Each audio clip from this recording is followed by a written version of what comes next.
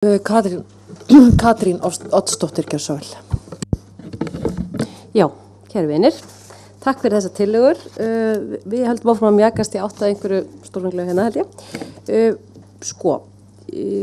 Það voru auglýst eftir sérstökum svona einhvers konar yfirlýsingum hvað maður vildi einhvern veginn, og mér finnst í sambandi við, í fyrsta lagi þá hef ég miklar áhyggjur því að nefnd sé að hækka upp í 15% það að hægt sé að kalla eftir þjóðkvæðagreiðslum, og það finnst mér ekki harmonera við það að sleppa þá málskotsrétti forsetans. Mér finnst við öryggisins vegna ekki geta gert það, og ég fjalla bara þá eftir með þetta 15% dæmi, en minnst kosti finnst mér núna eins og staðan þá held ég eins og döggbænt á að það sé einhvern veginn hægt að hafa jafnvel báðar þessar tillögur, og annars sé þá einhvers konar svona flagging að forsetinn vegna ábendinga álítið sem svo að einhver lög sé kannski ástæða til að skoða betur í Alþingi, og Alþingi fá þá tækifæri til þess að svona hugsa sinn gang, og síðan ef að það er efnislega ekki tekið tillit til þess og forsetinn tilur ennþá að nauðsynlegt sé að þjóðin fá að segja sitt viðkomandi mál, þá geta skotið til þjóðarinnar. Þannig að það sé svona mildara úrræði og svo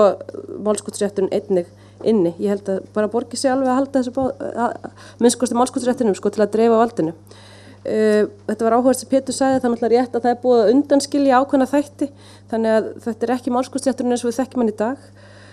En ég fæ samt pínu áhyggjur af því að þetta þýðir það við þurfum að velja okkur einhverja forseta sem eru sérstaklega góðir í að skoða lög og meta hvort þau séu fullnægjandi. Mér finnst að lögrétta eða annars slíkt batterí ætti að hafa með formsliðin að gera. Það ætti ekki að vera þannig að Vigdís Finnbogadóttir geti ekki orðið forseti í dag því hún sé ekki nógu góð í lögfræði. Það finnst mér ekki ætti að vera.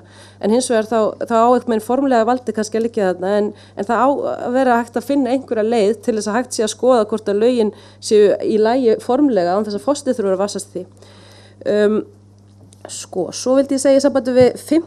grein sem fjallar þarna þessi tillaga sem mér finnst fín að hérna valkostur 1 að þar geti forseti skipað niðurstöður, að fengnum niðurstöðum hæfnisnefnda í svona geti skipað sem sagt ákveðna forstöðumenn stofnana en þarna er ég með miklar áhyggjur af því að orðalagi sé of vítt, og ég gerði mér leikur því að googla orðið stofnun, og fyrsta orðið sem kemur er stofnun Vigdísar Finnbogadóttur í erlendum tungumálum, og næsta leitarorðið er sem sagt stofnun ársins 2011, og í flokknum minni stofnanir var sigurvegari sýslumaðurinn í Vík.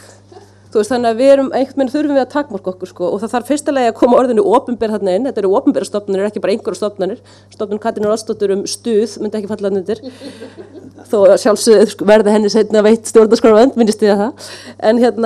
Og svo líka þarf að tilgreina sérstakar stofnanir, eða minnst kosti að mikilvæga þeirra gagnvart lýðræðinu sé sérstakt, þannig að við séum ekki með allar þessar smástofnanir þarna, og svona, þetta er nú bara kannski orðalags ábending, en ég segi sem sagt aftur, ég held að sé hægt að nota báðar málskotstrykkin, leiðir mér að kalla, og að það þurfi að skilgreinda betur með hvaða stofnanir þetta ætti við. Takk.